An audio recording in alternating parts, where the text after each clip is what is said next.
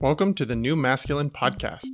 This is a place where masculine identifying people come together in community to disrupt outdated models of masculinity and together construct new models for our way forward as men. As a special note, while this conversation is between men, this podcast values all beings and seeks to create positive impacts for all. I'm your host, Travis Stock. I am a master life coach, an equus coach, which means I often partner with horses when supporting clients, and I'm a teacher. In my coaching work, I am passionate about the balance of masculine and feminine energies in each of us, regardless of gender. I seek to help others nurture a relationship with both types of energy, which often leads to a greater sense of wholeness. And yet what I found in my work with men is that many of us have been taught messages about what it means to be a man by first teaching us to avoid anything that is associated with the feminine. That avoidance leads to few experiences of intimacy, emotions outside of anger, vulnerability, or even a sense of belonging. Striving to comply with these models of masculinity has many of us feeling isolated, ashamed, unworthy, afraid, angry, and depressed. That's why I started this podcast, to bring men together who are ready for something new, something more whole. One of the main archetypes that can be found in most books written for men is the archetype of the warrior. And one could argue, based on his roles as a United States Air Force captain, director of psychological health, and guest lecturer at Air University, that my next guest fits that archetype. But that is just one piece of his identity. Zachary Gerdes is also a practicing psychologist and an author of the new book, Mankind: Tools for Mental Health, Well-Being, and Modernizing Masculinity. What I love about the book is that it brings actual evidence from scientific research to the discussion about masculinity and gender. It's not just men's work based on our unexamined beliefs or biases. And he takes a positive approach without shaming or relying on outdated stereotypes to improve men's mental health. I also love that he and I share a Pacific Northwest connection. When asked, he personally identifies as a father, as a husband, and as a psychologist. So let's learn more from a man who at first glance fits a fairly traditional model of masculinity, but whose thoughts and ideas are firmly rooted in where we're headed as men. Welcome to the New Masculine, Zach. Thanks for joining me. Great to be here, Travis. Thanks so much. I'm super excited to have you. I think when we got connected, I think the sort of duality of your identities is sort of what makes me want to talk to you the most, because I want to pick your brain about sort of a system like the military that can sort of fit in some of those traditional models of masculinity that we're talking about, kind of examining on the New Masculine, but also some of your ideas based on sort of research and psychology and what those have led to. So I'm really interested to pull on that. Maybe what looks like on the outside is a little bit of inner tension. Yeah, I'm excited to walk the bridge. It can be a fine line sometimes when we talk about healthy masculinity conceptions in relation to some of the psychological research out there. So ready to dive in. Excited. Well, is there anything else about you you'd like to sort of share right up front just before we get into the meat of the conversation? Yeah, so just to clarify, I'm an active duty captain in the Air Force, and the government would like me to say I'm here though as Zach and as Dr. Gerdes, as a psychologist first and foremost. Nothing that I say is necessarily representing the Department of Defense or the United States federal government or the Air Force. So there's my disclaimer for bureaucracy right there. I think it's probably an important disclaimer that you're just representing yourself here and not sort of the organization that you're a part of. Definitely. Thanks.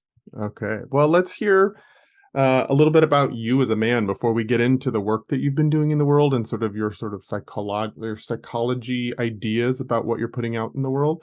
Let's find out about you as a man first. So what are the stories that come to mind when you think about growing up as a boy into a man and kind of what you learned over time? Yeah, I love that this podcast takes such a personal approach, because I think all of our personal journeys have such richness to convey. And mine, in a lot of ways, just kind of fits a lot of small town stereotypes. So I grew up in a small farming community in rural Oregon, somewhat near the University of Oregon in Eugene, but real kind of traditional. I come from a line of truck drivers, actually, on both my mom and dad's side. Both grandfathers were truck drivers, and my dad's a truck driver. And there was definitely this sense that you went to work and you went to provide, and you get what you need, but maybe there's not much of what you want, and kind of pick yourself up and do what you got to do to take care of the ones you love. So have some really great examples of that. And my mom was a working mom too, but just kind of that sense that you work hard, and that's partly what it means to be a man was always something that really kind of got instilled. That's a really interesting way of framing that you get what you get, but not a lot of what you want kind of piece of things like that. As I start to reflect on that, I think a lot of men hold that, like, because that provider archetype really locks you into just providing, what you want isn't really in the equation in that archetype. Yeah, there's almost, and this can go positively and negatively for people, but there's almost kind of, there can be a self-sacrificial piece of manhood sometimes, and that's a slippery slope to kind of sacrificing our own needs in a negative way if it takes its toll. But I think that point in and of itself is it is one to be proud of, right? That kind of you work hard for whatever it is that you value, as long as we're not doing it at a cost of something that could be, health or well-being. And I think that's really where we kind of see a fine line in the research that I'm sure we'll get into. Yeah. So from all of those messages and what you were witnessing, what did you internalize from that growing up? What did you sort of decide on? Oh, I need to be this in order to be a man in this world. Yeah, first and foremost, there was a sense of independence, or in the literature, we a lot of the times will measure it as self-reliance, right? That you shouldn't need other people to provide whatever it is that you do need. So at a pretty young age, I was kind of expected to go out and get a job. And in my community, that meant on farms. I was picking berries in middle school to bring home funds. And, not to say we didn't have everything we needed in terms of a middle class kind of hardworking family, but when you're a captain on the football team getting hand-me-down cleats as a high schooler because all your money's going to the vehicle that drives you to school, it kind of instills a sense of, well, the world's not going to provide, so I better go make it happen. And I think the positive side of that sword is just taking pride and doing some hard work. And I think from there, I did end up in a lot of quote unquote kind of traditionally masculine circles, but I also kind of felt unfulfilled. Maybe it was a sports team that didn't feel like it was feeding every part of my authentic self. So maybe I ended up, in the theater for a show or two, or was in a band for a minute. I always kind of felt like I was kind of searching for something more whole, that some of those more traditionally masculine spaces weren't necessarily hitting every point on.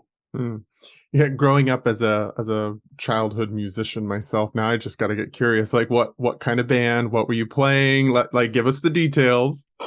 No, I was just a fill-in guy for like a pop punk cover band. So we were rocking a lot of Green Day at the time. Uh-huh. One of the first shows I ever went to as a kid was the Atari. It's a nice Pacific Northwest throwback. Anyway, yeah, that was just a little brief stint, but I always kind of felt like there was something more that I needed to go searching for in order to get that holistic, authentic self kind of fulfilled. Mm-hmm.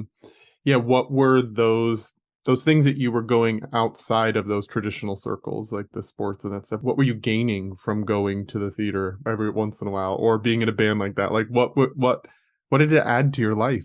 I had a little bit of a turning moment when I was a senior in high school, and I was getting recruited to play small college football. I wasn't amazing, not going D1, never going to end up with a contract or professional or anything.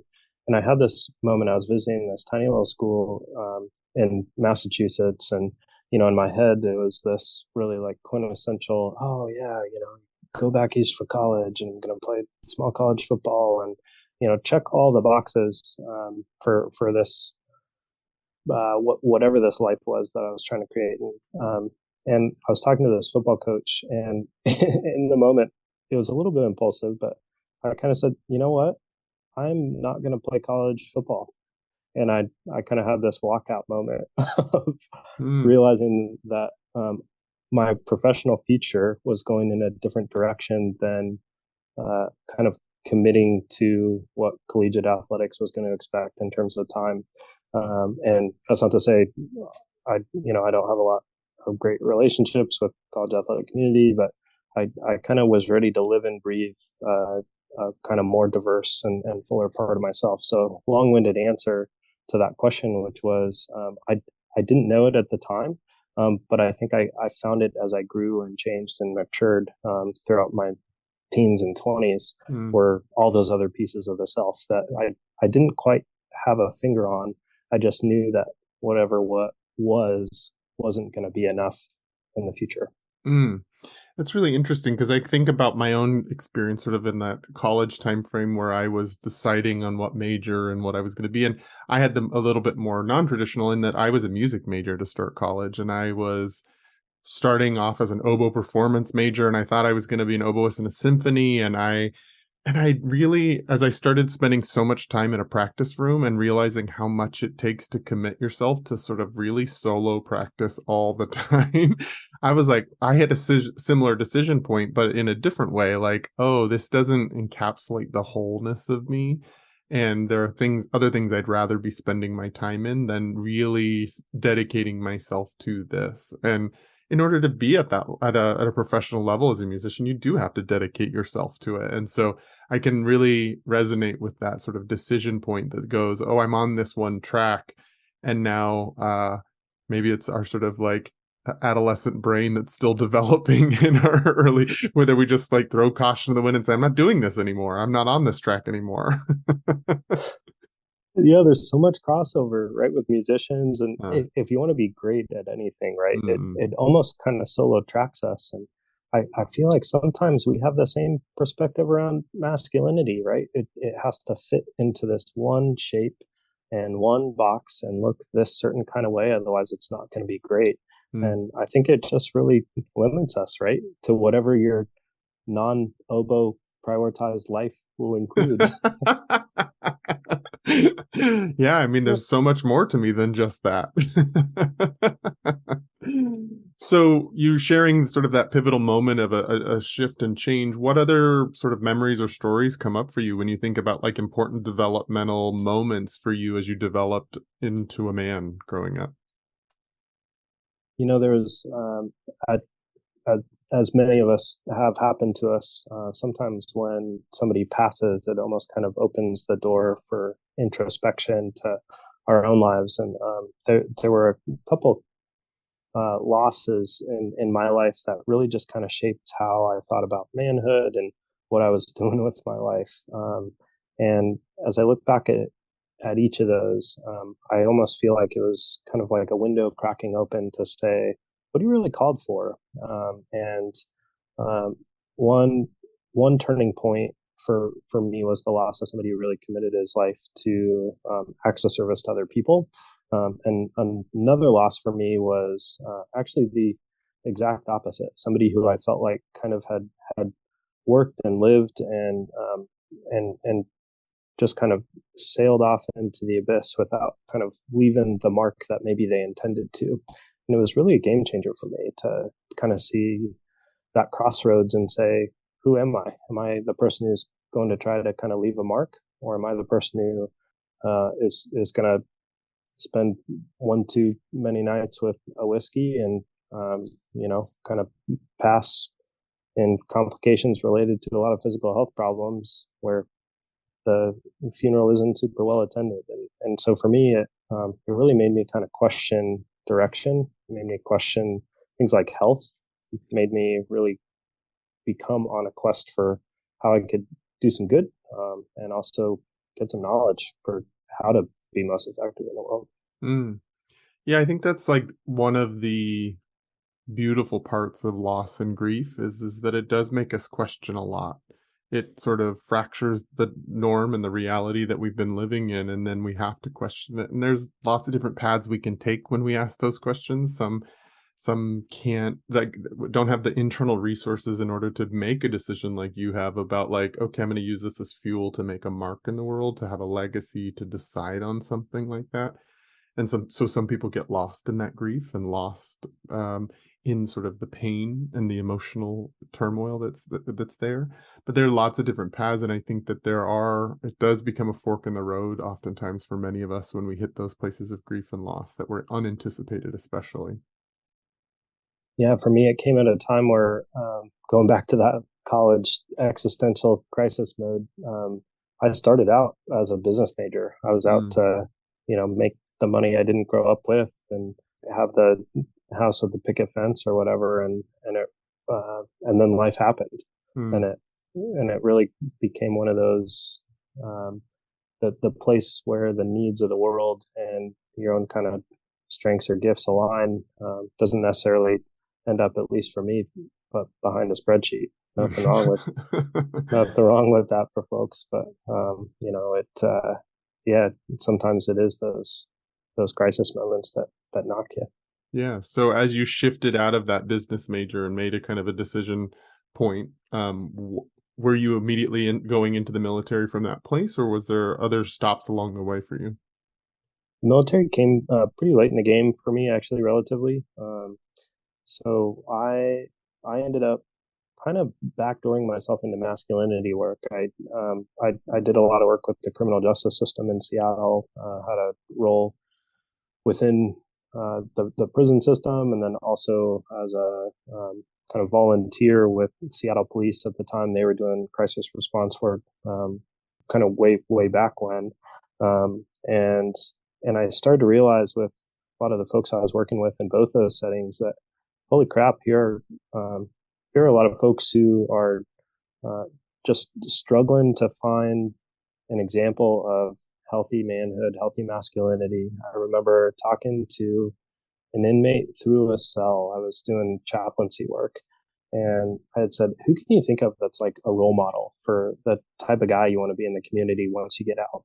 We were doing reentry program planning and trying to identify resources in the community that he could really identify with. He took a pause and racked his brain and said, "I don't know. I don't know who I can look up to besides, in that particular case, it was he identified a couple of female folks, which is obviously super important. And a lot of times, it's our family and friends, regardless of gender identity, who are going to pull us through. But for this guy to say it's important for me to identify as a man, and I can't think of somebody who I would want to emulate, was for me such kind of a jarring moment of realizing, maybe how many folks out there are really doing that same search, and coming up a little more fruitless than we should. Yeah, I ask that question a lot on this podcast, and I do watch men struggle with that. So I often like prep my guests for a question like that so that they can be thinking in their minds ahead of time. Because on the spot, many of us go, who are those men for us? Outside of maybe a few like sports stars for a lot of guys, who are those men that are role models that you look up to that hold the qualities of manhood or hold the qualities of personhood that you respect? And the people that I often would label if I was to answer that question are often female identified as well, because those are the people that have been safe spaces for me, that have been people that hold the value systems that I hold. And so it is a tough question. I get why that was such a striking moment for you. Yeah, and I guess the other piece that's so troubling to me, and really why I ended up going into the research vein that I did, was just if you look at a lot of the crap that's perpetrated in the criminal justice system, it's a lot of majority male perpetrators of stuff. Mm. And so for me, that was really kind of a key. And that's not to say, oh, there's something kind of inherently wrong with male biology that makes us more prone to aggression or something. But just more kind of like, I wonder what the contributing factors are here, and how we can identify with our masculinity in a way that kind of helps others, right? Mm. As opposed to uses power and control in unhelpful ways. Yeah, I mean that's like culturally one of the biggest current conversations around like gun violence and how men are typically the perpetrators of mass gun violence and gun violence in general. And so um it is important for us to be reflecting on why and to to not you. As I sort of mentioned in the intro, and we'll talk about it as we get into the book, I love how you never put shame into your book and into your work. As a boy who internalized a ton of shame growing up, like I just don't believe that actually is going to help us get anywhere. I think we have to be honest and confront some challenging things, but I just don't know that shaming men or shaming people is going to get us to where we want to go. And so I agree with you that it's not about sort of looking at as men as inherently this way, but it is important to also look at the fact that most violent crime is perpetrated by men. Yeah, I have a colleague named Jason Laker who does a lot of masculinities work within colleges, and he coined the phrase "we bad dog men" a lot. Mm, And we know from motivation research, just on the psychology front, that it's way more effective to help people promote positive things if we're trying to get long-term committed change over time, and way less helpful for us to do exactly like you're saying, right? Shame or bad dog men into saying this isn't how we should go about this, and then we have a system of crime and punishment that reinforces it. Just way, way, way less effective for people to be their happiest and best selves if we mm. don't go that positive route. Yeah, it's good imagery to along with that bad dog. It's sort of like the dog that you swatting over the nose with a newspaper, like that bad dog, like shaming them into seeing their bad behaviors, like and you would just like you can even see the body language of a dog that has that happen. It's like that's a good way to break someone's spirit. That's not necessarily a good way to encourage them to be their best self. Totally. And not trying to take that analogy too far here, but right. I mean, when you're training a dog, you give them a whole heck of a lot of treats, right? Mm, mm, And I think if you think about just adolescent masculinity, there's a woman out of NYU doing some great work with kids in the city who I love the title of one of her papers. It's something along the lines of a quote that one of her research participants has said, and it's like a middle schooler who says, "It would be nice to be a girl. That way, I wouldn't have to be unemotional." And I mm, think if you just kind of think about masculinity as either things that we're avoiding, right? A lot of times, avoidance of quote unquote femininity is what gets operationalized as an aspect of masculinity. It's almost counterintuitive. It's like we're saying in order for something to be masculine, it can't also be something else. And mm. I think that that's just kind of a fatal and philosophical flaw that we've had around masculinity, which is it inherently negates other stuff if it includes certain stuff. And that just doesn't have to be the case. Yeah, that's so true. Like I think about like how little boys are socialized, and most of what we tell them how to behave is based on boys don't do that, or boys aren't that, or we call them sissies or pussies or whatever the language is that feminizes, that teaches them very clearly what they're not supposed to be. One needs to ask why should they not be those things? Like my belief is that we sort of ask boys to leave inherent parts of themselves behind, like critical inherent parts of themselves. There's a fairly traumatic sort of way that we socialize boys. At least that's how it felt to me, and that's how a lot of men that I talk to when they reflect on their childhood experience. And so, but we do sort of tell them very clearly early on what not to do. The only things that we tell them what to do are to like win at a sports game, or to be the best at in sort of a conquering and power over kind of way, rather than sort of like the best person, the best empathizer, the best carer, the best any of those other qualities. Yeah. I don't understand why we can't kind of open the door to saying all the things that you just said can be on a spectrum of healthy manhood and masculinity. You know, one of the big kind of theoretical points of progress in the psychology of metamasculinity's work, and one of the main points of the book, just really talks about how it's contextual, it's situational.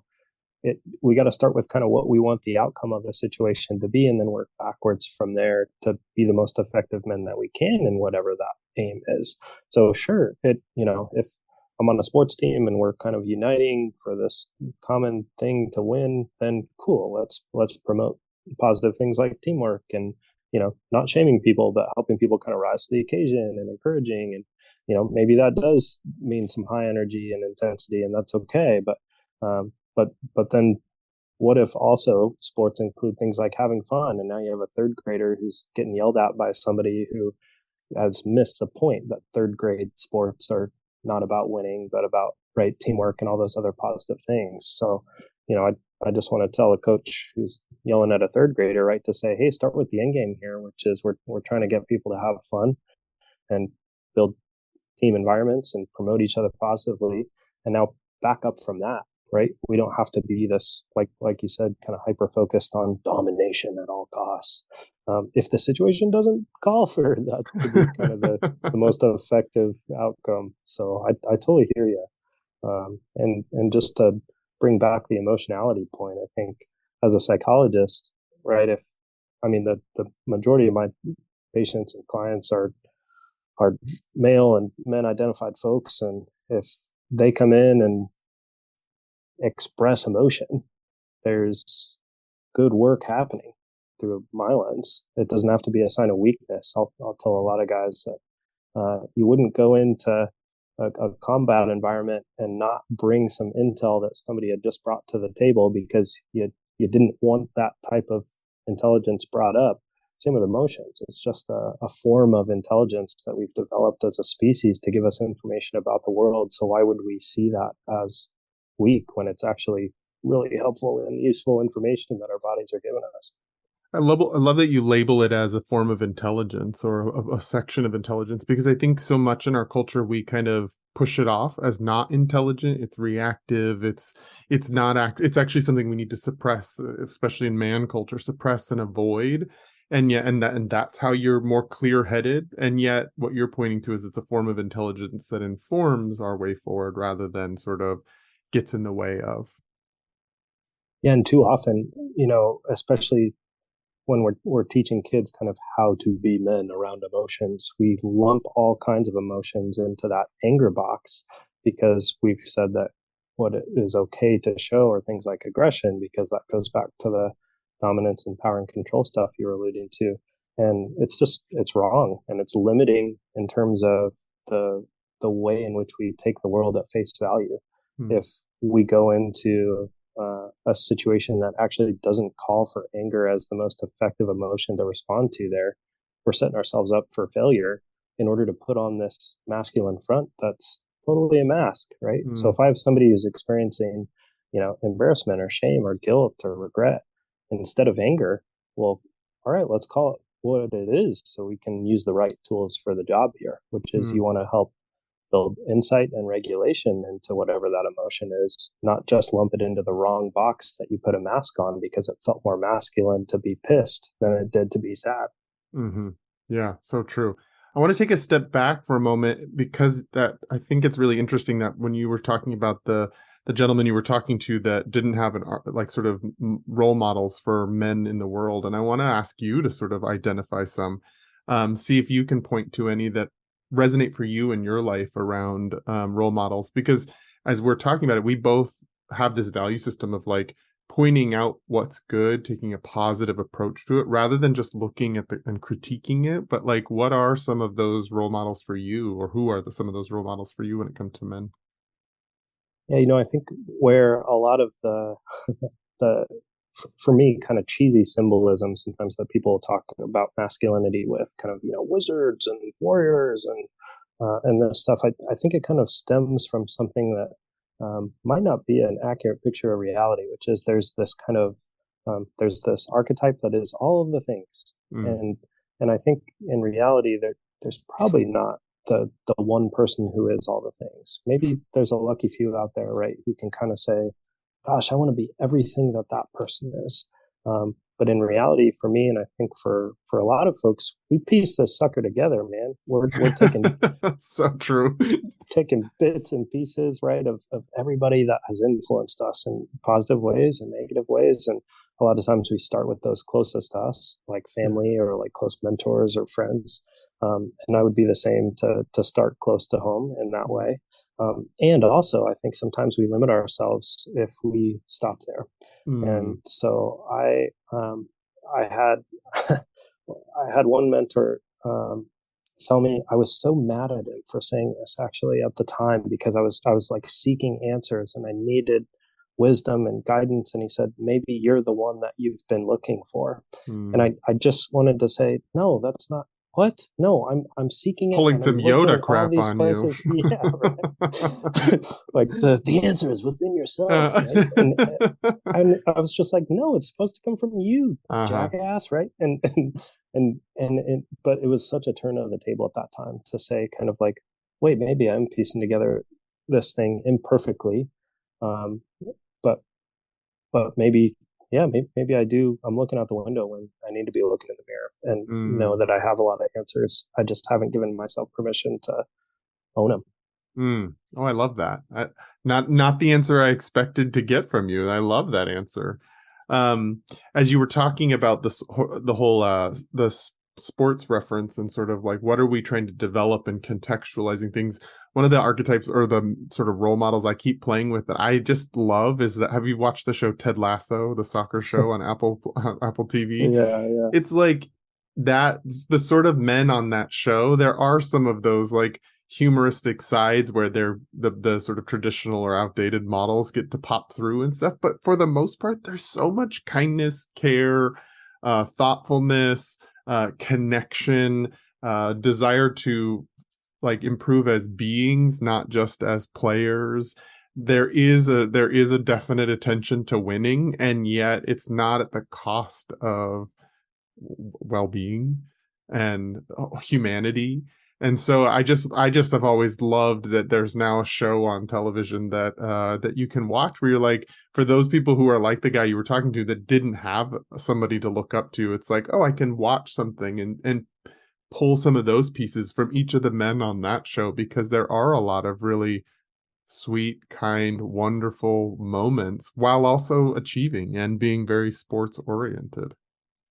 Yeah, I think it's so. I hear you, and I Ted Lasso's got it's full cheese, right? But it also, Full cheese. Oh, it's camp to the max.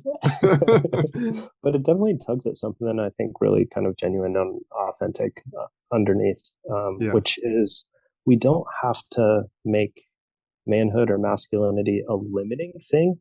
It can be fullness and authenticity and genuineness, and we can hold that to the light and celebrate it Mm, across difference. And it doesn't have to come at kind of a zero sum cost to somebody else, right? hmm The strong female characters in that show make men better, and right, and vice versa, right? And that's what kind of the human experience is supposed to be, is us building each other up, hmm in spite of our eccentricities. Yeah. And God, too often we just kind of paint a rigid box of what the should be, when in reality the should is just what is in its hmm best and truest form. Mm. So am I correct in understanding that sort of psychology came first and then you found your way into the Air Force? Mm.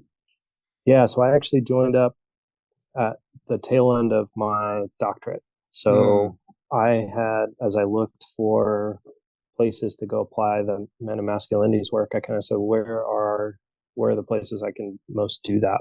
And have looked at first responder communities as a career direction, and looked at the military, and said, let's do this active duty thing. I had had a couple positions at the VA previously, and after those experiences, I kind of looked at the people I was working with and said, I got to get you guys sooner in your careers. So went active duty, and yeah, I've been working with military folks primarily, before shifting gears here, probably in the next few months to other directions. Mm.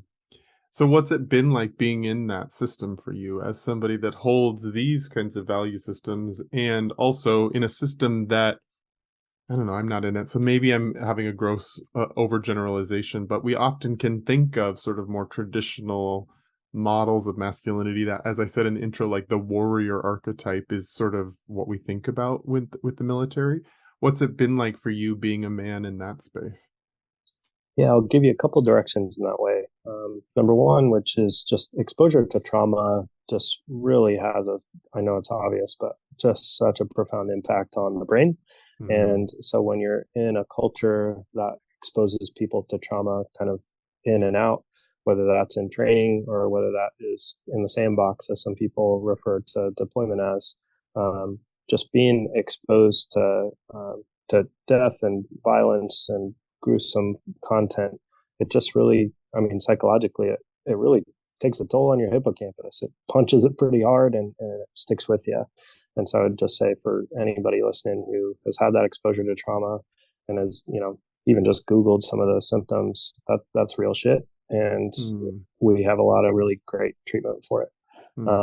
So I would say on the kind of hyper alert front, that the military creates a culture that says kind of, hey, we got to be on all the time. And that can just take its toll in terms of kind of stress and chronically, obviously, we know things like cardiovascular disease and stress is a link across all health studies forever. But there's a really cool thing just to kind of spin this, which some recent research has come out of Harvard to say that we can take that stress response, take that fight or flight response, take that, take that kind of what is very adaptive to us as people and use it for good. What I mean by that is we can actually regulate our stress response system to not necessarily go into fight or flight at times when our initial instincts are telling us to fight or flight. And this is super encouraging because if we think about, to tie it back into masculinity, if we think about it as, let's say hypothetically we were to say like testosterone links to aggression. And so males biologically are going to be more prone to things like violence and this fight or flight that we're talking about.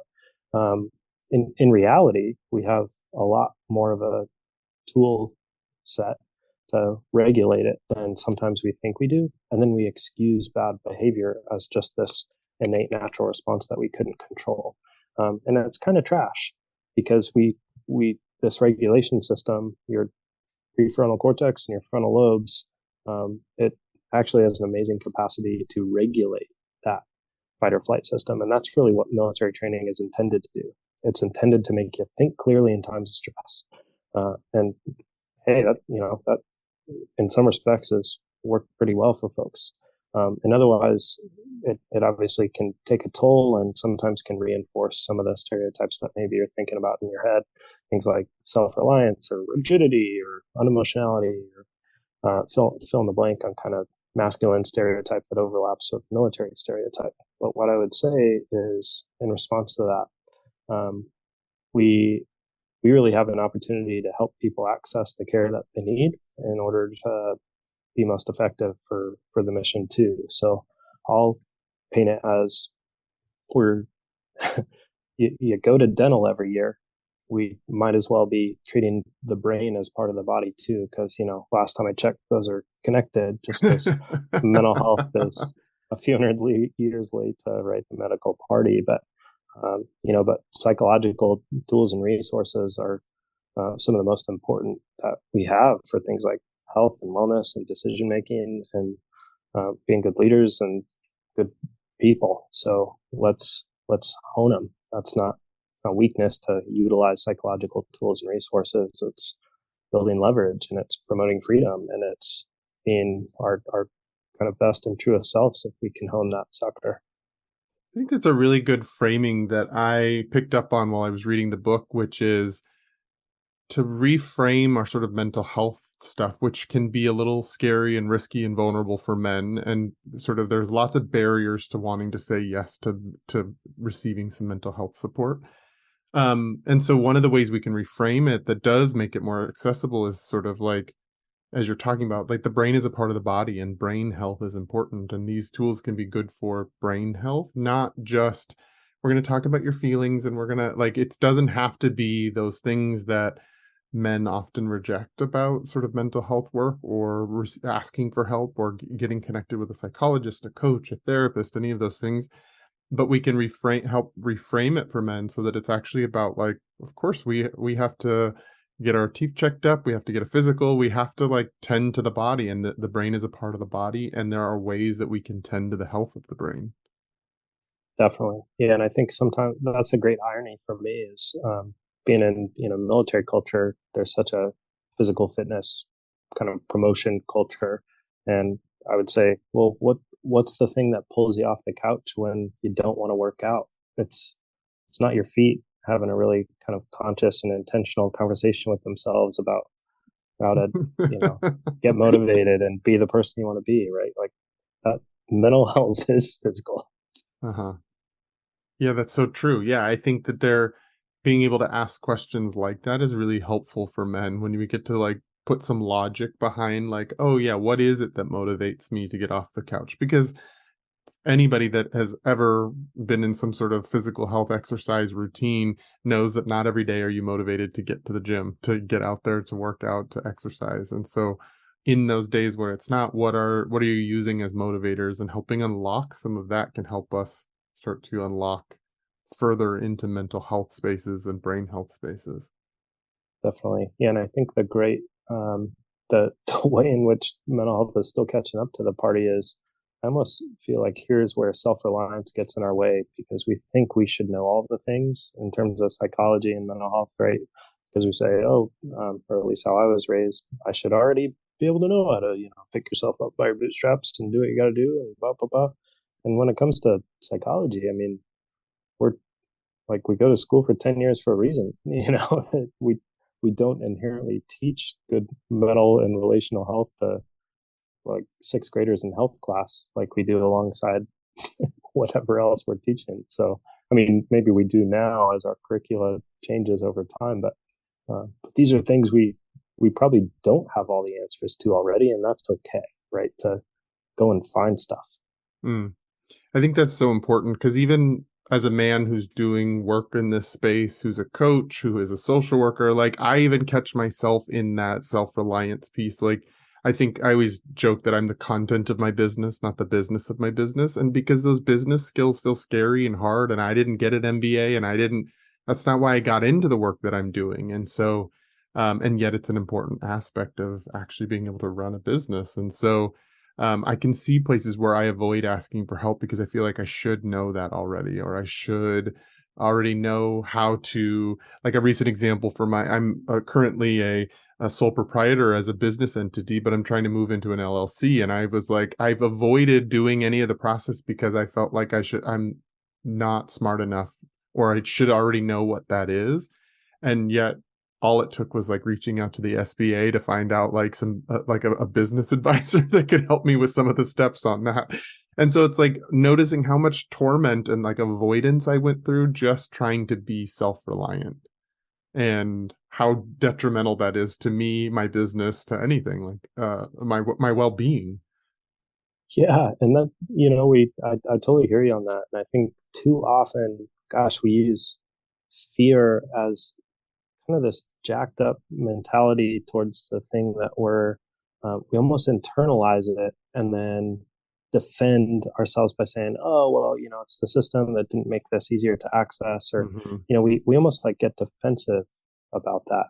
And in reality, it's just like you said, right? All right, if I rip off the Band-Aid to avoidance and I go and do hard crap, I mean, there's not trying to overblow it here, but there's a lot of courage actually, and kind of bravery, right? And I mean, when you override fear or override avoidance, you're essentially overriding fight or flight instincts.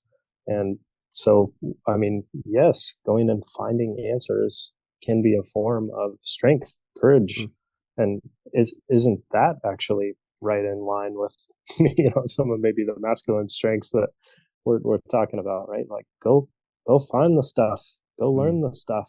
Yeah, I kind of just a silly example I use sometimes with people is like, hey, you want like my $2,000 worth of textbooks from grad school? I can just like let you borrow them and you can go and read them and be super self-reliant. But isn't it more efficient for us to just talk about the bullet points that are most relevant for your life? Like we're all about efficiency here. It's not about self-reliance.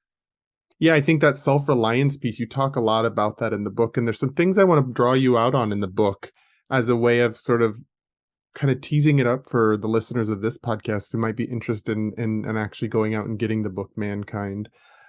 So one of the things that I sort of you lay out at the beginning of the book is that it fits within the acronym of LIFT, which is a model for mental well-being for men.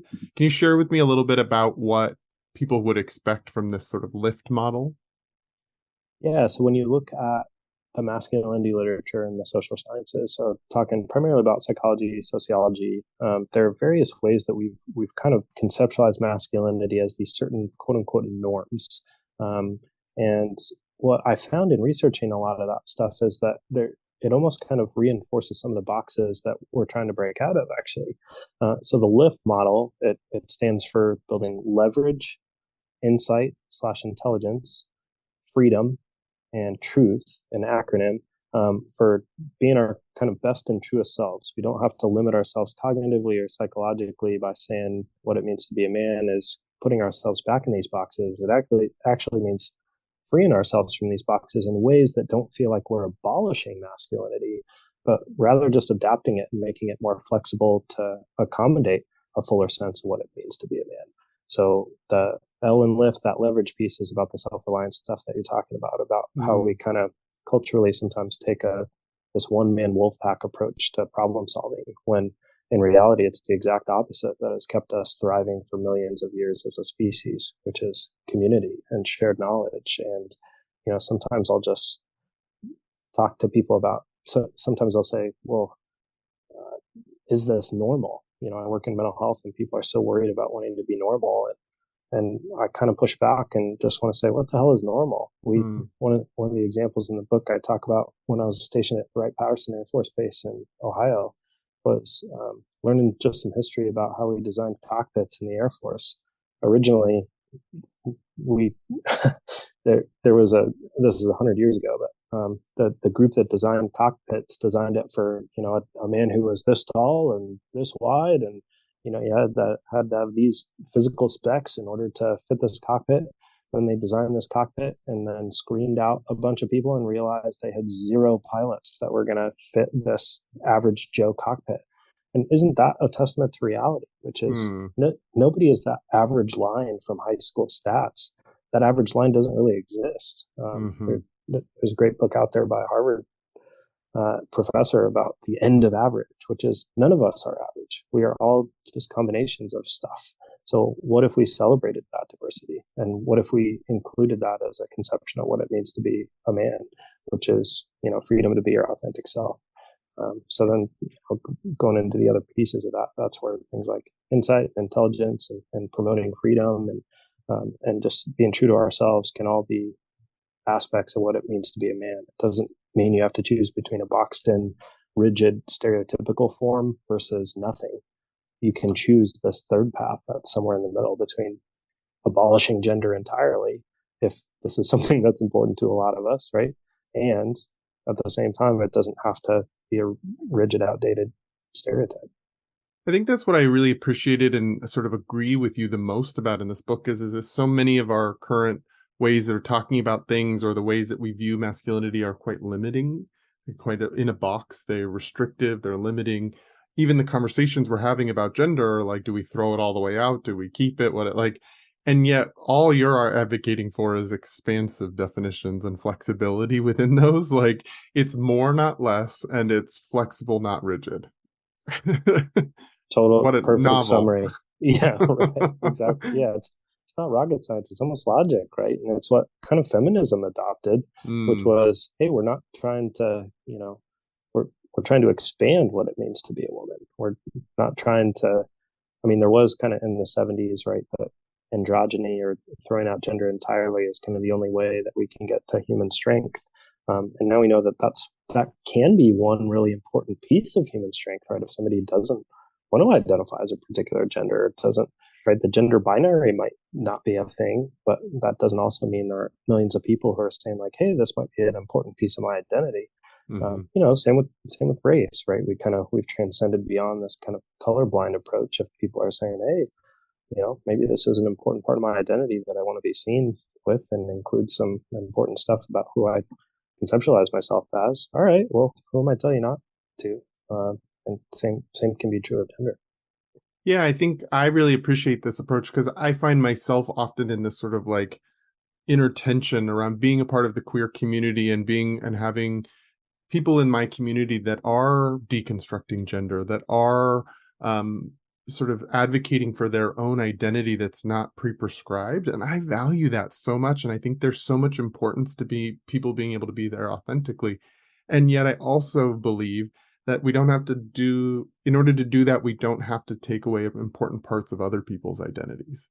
in order to have that conversation, and to let it be more flexible in the conversation, and see each other's humanity rather than that brittleness that can be a lot of times there. So I really appreciate you offering that another way to be in this conversation and value all sides of it, but then also encourage us as men to like kind of expand and to redefine what bravery is and redefine what strength is, and to see ourselves and allow ourselves to be more authentic in the world rather than stuck. Yeah, and I mean this with as little patronizing tone as possible, being a heterosexual cisgender man, but gosh, the courage and bravery that it takes for somebody to identify with marginalized groups, whether that's gender or sexual orientation, and then to tell the world, right, like, hey, screw your oppression, I'm going to be my best and truest self here. I mean, that literally relates to a lot of dangerous variables. So, I mean, right, I mean, if there's any definition of courage, going into the breach, right, I mean, that is it. So I totally hear you. It is brave because it's like showing up in your identity creates actual threat of physical harm, physical danger for you as a being. That is brave to say, I see that and I also stand in my truth. I still have to be able to be authentic in this world, because it is dangerous out there for a lot of queer people, a lot of people of color. And so to be able to just like own identities, even in the face of physical danger, it's totally brave and courageous. Totally. Gosh, and even just if we only look at self-harm as a form of violence, right? We know that things like marginalized identities of any kind can link up to higher rates of things like suicide. And I want to live in a world and a society that says you are beautiful, kind of, you are welcome, you belong here. And if that is me as a het cis man saying you belong in this culture of masculinity, even though we see things differently or identify that as different things, I mean, that for me, that's what freedom is worth fighting for. You know, I want, where's like the American flag sticker that I can put on the back of my car that says like equality, justice, progress, right? As opposed to that being a symbol of the exact opposite. Mm-hmm. Yeah, I'm glad you're differentiating that, because I think it's interesting. There's such a weird cultural tension moment around what freedom actually means and people fighting about what freedom actually means. And I'm more in line with this type of freedom that allows people to be themselves, to be free from external harm, but also harm to self-harm. Feel that a freedom that allows people to exist as they are, rather than the freedom to feel restricted or to feel boundaried, or I don't know, like the kind of brittleness of the conversation now. Yeah, and just to try to slice through the tension there a little bit, right? It is a culture of oppression that then leads to internalized judgment for folks psychologically, and that's what we're really trying to transcend here, which is the sense that what it means to identify as X, Y, or Z is inherently not bad. It is beautiful and to celebrate, and it is the diversity in our gene pool that has led to our survival as a species. So shouldn't that be what we're celebrating and diversifying with? The more homogeneous we get, the more danger we are to ourselves as a society. Yeah, that's just like basic survival 101 when we think about a species on this planet. And so that actually makes a lot of sense when you frame it up that way, that the way forward is allowing the diversity rather than trying to create homogenous groups of people that all believe, see things the same, act the certain way, look the certain way. Like it absolutely makes a ton of sense. It's very interesting to think about it. And yet there's in the book you highlighted this a study out of the University of North Carolina that says that in terms of on the most psychological dimensions, that men and women are actually much more statistically similar than they are different. And when there are differences in their sort of traits and aspects, it's so minimal in terms of the differentiation between them. So it's interesting that it's like we're diverse beings and we need that to survive as a species, and yet we're actually much more the same than we think. Totally, yeah. And gosh, this is such an important academic point that anytime I'm giving a lecture on gender, I try to hit home, which is we've done millions and millions and millions and millions of participants in thousands and thousands of studies on gender, and what we find is that biological sex, okay, so a set of sex hormones, right? So having certain genitalia, for example, or having certain hormone responses related to your sexual reproductive system has just so little to do with psychological characteristics of any kind. We, when we study gender, we actually don't even use terms like traits, because traits we see as these kind of like biologically rooted things. We talk more about cultural norms. Because we know at the end of the day, most psychological variables, males and females, I mean, are so similar, and that's not to say we can't have different identities, but to differentiate biological sex from gender identity is actually a really important hair to split, because it's not just a hair. These are totally different topics that we're talking about here. So if you're looking at sex characteristic differences, that's, all right, that's maybe a question more for like average height of species. But if we're looking at psychological traits, characteristics, norms, et cetera, we have way more in common with any person sitting next to you than we do with anyone you might presume similarity or difference from. So. And yet it seems really hard to actually feel that in our current culture, in our current landscape. Yeah. I mean, my theory on that is, it goes back to some of those survival instinct pieces, which is as the biggest, most diverse country that has ever existed in the history of the world, we're coming up with some really important implications for our primal instincts, which are that similarity bias. Okay. So kind of from millions of years ago, our brain is ingrained to assume that difference equals danger.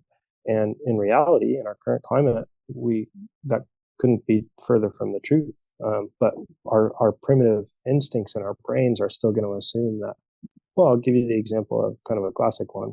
So infant babies are going to perceive that other adults who are not their parents are safer if they look like their parents. Okay, great. So my baby initially starts as a little baby racist.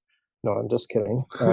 But it's not racism. It's just a primitive instinct that says similarity bias. And then over time, we help teach my kid, right, that no, that teacher looks different from mom or dad and is a source of safety that looks a different kind of way. That's just us teaching our kid to have, frontal lobe functioning and prefrontal cortex honing.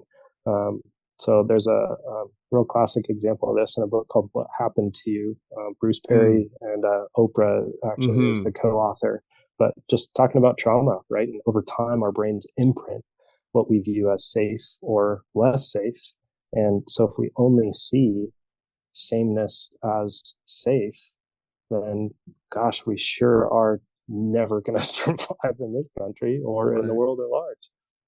Yeah, and it's interesting because then once those imprints are settled in, it's so easy for our brain to take that shortcut, to make that assumption, to believe that, to just not question that. It's like it becomes the shortcut and we just always go for that because it is imprinted often in our nervous systems when it comes to like safety and like our safety mechanisms. That's a nervous system thing, not just a thought through logical argument. And so when that's imprinted on us, then we forget sometimes to question that or to think that through and actually go, maybe that's not true. Just because it feels really true in the moment doesn't mean that it actually is true. Yeah, and if we apply that right to what it means to be a man or whatever stereotypes maybe somebody has imprinted on through the course of learning over time, kind of punishment and reward that people have taught young men to have or to be, then it makes sense why if we kind of defy the box, sometimes men can get really defensive about that because they're like, no, this is what I thought it was. And if you're challenging it, that must mean that you're danger. And that's inherently wrong. But it kind of makes sense from that primitive instinct standpoint why people would be defensive to, saying, oh, masculinity is toxic. Well, I identify as masculine and I'm not toxic. So the psychological term there is cognitive dissonance, right? They have distress related to somebody telling them something's negative that they view as positive, or vice versa. And that's where like internalized isms come in, right? Heterosexism, and our job there is to notice we're having this defensive response, build insight into it, and then really challenge it, right? And kind of do what we were talking about earlier, which is question what our ultimate outcome we want to be is, and then adjust accordingly. So if I'm trying to teach my kid that right now is the time to build insight into your emotions, it probably doesn't do me a whole heck of a lot of good to tell him to quit crying, because he's just going to get more mad and cry more because I'm telling him to not be a thing that's authentic to him in that moment. But there also might not be a time, or there might be a time where I do the exact opposite, say like, hey, how do we regulate this? And then talk about it later. And there's a time and space for most of the things that we judge as universally bad or good. I appreciate you bringing up this like emotional regulation piece, because I think one of the things you highlight in the book and that we've been talking about on this podcast is like sort of the need for us as men to develop more emotional literacy, more emotional flexibility, more understanding of our emotions just in general. And so I had a question that I wanted to pull you out on as I was reading the book, that I saw myself in a moment in the book, and I wanted to sort of like pull you out on it in case there are other men like me who feel things similarly in the same ways that I do. So I grew up as a very sensitive boy, always have been emotionally sensitive. Emotions are definitely how I approach the world, but I also grew up in this culture learning that wasn't safe. And as a young boy who didn't know what his difference was, but understood that people were seeing him as different, being gay in the world, I didn't know that at the time, but I started associating my emotional sensitivity with the thing that made me feel unsafe and exposed in the world. And so I did start to suppress my emotions, stop trying. I used to cry at every cartoon, every movie. I used to be a very just emotionally expressive boy. And I started learning, oh, mom does that, but my brother doesn't do that. Dad doesn't do that. I need to start being like that. It had its consequences over time. But so the thing that I saw in the book was sort of like this tension between emotional stoicism, which a lot of men learn to do and learn how to embody, and to not show stress when there's a stressful situation. We kind of become vacant and stoic in terms of our emotional expressions. That's sort of something that's taught in our culture. But then there's also this healthy thing called emotional regulation, which is learning how to regulate our emotional lives and to check in with that. And so like the example that came up in my mind was my brother and I were in a conflict conversation. This is probably 6 years ago or something. And he and I were kind of sparring back and forth, talking. And one thing he said to me after that conversation was, it bothered me that you just never got emotional whenever you were talking about this. Like he was escalating and I just stayed kind of consistent. And part of me at the time was like, well, that's because I've done a lot of emotional regulation work. And I do think that's part of the truth. But I also see parts of myself that learned emotional stoicism and avoidance of that as a way of avoiding the vulnerability of it all. And so like, what do you say to men who are kind of like trying to puzzle through this? Like, am I being stoic? Is this that thing that we're talking about that isn't healthy? Or am I regulating, which is that healthy thing? Such an important question. And, just to kind of tie it back to that important story from your history, which is what do we reinforce sometimes as men? Well, it's that one is what a man does and one is what a woman does. And that logic, right, we reinforce over time, and it becomes sexism, which is that there's a way to react as a man to an emotionally charged situation, and there's a way to react as a woman. And in reality, what I would say, and this kind of gets to the point of like, how do we differentiate, which is there's a time and place for most of the reactions that we have in life, right? Where if I'm having a super long day and I hit the grocery store on the way home and that cashier is like, how's your day? Right. That's probably a time and a place where I'm not going to be like, let me tell you, right. I'm going to be my practice a little bit in this moment. So, I'm so glad you asked about that. Right? In reality, there's like, that moment of, nope, that is my time to kind of lock it up, soldier on, and get home. Or, the examples I'll use in the book related to military is, there's totally a time and space to kind of like lock it up, soldier on if you're running for your life, right? There's a mortar coming in, and all right, we got a mission to do. But there's probably a time and space where we reinforce things at unhelpful times based on a gender stereotype.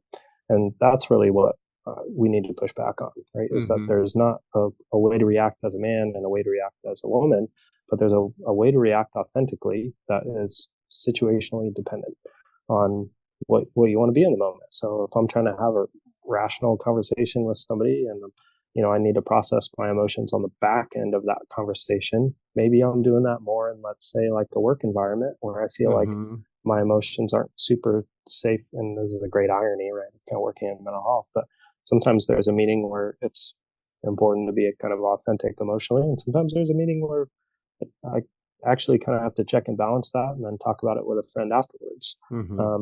So it's just knowing the context and the time and place. I think where emotional stoicism becomes really preventing good health is when it's your only solution all the time, and there's little insight into what's happening when it's happening. So there's in couples research. I used to work for one of kind of the preeminent marriage and family folks. Who's actually in Seattle. And John Gottman has his the quote unquote horsemen of the apocalypse, which are the things that couples should really not do, and if they see them, beware of them. And one of those is contempt, and another one of those is what we call stonewalling, or being just totally not engaged at all with what somebody else is kind of putting down. And that's where we know has the least amount of positive outcomes, is when somebody is totally kind of psychologically, emotionally checked out in a relationship. Well, the same is true, I would argue, of a lot of contexts, not just couples, which is if I'm emotionally stonewalling whatever environment I am around me, I'm not actually doing a whole lot of give and take to the world. And it means we're limiting our potential to be productive as part of team members or as individually insightful to ourselves. That's helpful. So that, like, if I start thinking about bringing it back into the sort of example that I shared with my brother, it's like when you're still engaged in the back and forth, when you're still engaged in the conversation and not just, no, your reality is wrong and just stonewalling, that can be a form of emotional regulation. That can just be I'm choosing not to escalate to a certain place, but I'm still here and engaged with you, versus maybe that stonewall, like an unhealthy version that could come from emotional stoicism would be a rejection of the back and forth, the disengagement, the you just go be making him wrong and not staying engaged in the play, in the relationship between the two of us. Yeah, super important concept. Just in my world, and forgive me, I know psychologists just kind of create fancy terms for stuff that's actually just logical, but psychological flexibility is getting a lot of play right now, which is that I can change based on a moment the parts of my emotional and cognitive self that I'm bringing into the time and place. So what a lot of times with others, what's happening is three things all at the same time. It's my reaction, it's their reaction, and it's this co-created shared space in between. And if we acknowledge all three layers of that, things get really complicated when they're heated. So what our survival instincts do in order to use less brain power is we just assume that the other person should be thinking and feeling how we are. And it's kind of a cognitive shortcut, but it also doesn't hold to light the complexity of the situation, which is, holy crap, in order to have an empathic conversation about things we disagree about, we actually have to validate how we're different from each other, right? The old treat other people the way you want to be treated only works if the other person's you. Otherwise, we have to treat other people the way they want to be treated and then compare how that's similar to or different from whatever worldview I'm bringing in. So holding to light all of that at the same time, I mean, it takes a heavier cognitive lift, but that doesn't mean it's not important. Gosh, that's so true. As soon as conflict is is part of the conversation, how easy it is to lose empathy, to be able to see that we might see things differently and that's okay. It like automatically becomes assuming that they should see the world the same way that I do. And it's that's really interesting how I think even as men, we're not really taught the skill sets of empathy as a part of our socialization. We're actually taught to disregard some empathy, like we say the word, but we don't actually teach how to be empathetic or to validate and value that in men. And then how it's even harder when conflict is there, because then now we're somewhat in our fight or flight response, and so we're not in that sort of prefrontal cortex, that ability for abstract thought, to put ourselves in someone else's shoes, that kind of thing. It's interesting how our socialization doesn't really give us access to a lot of that, but then also in a moment like that, it's even harder to access it. Yeah, and think about that from like a patriarchy and privilege standpoint, which Mm, is if you just keep doubling down on power until you quote unquote win, then you become kind of the dictator of truth. And then holy crap, that just reinforced that system over and over again, which was aggression, winning competition. As long as you win every time, then you can just oppress people into them believing your truth or killing them if they don't, right? mm. And I know I'm thinking like, history here, but this is where, right, to the nth degree, abuses of power and privilege are the exact antithetical to what it is that we're talking about here, which Mm. is how do you hold to light conflicting views in order to get to an end outcome of something like, right, peace, justice, equality.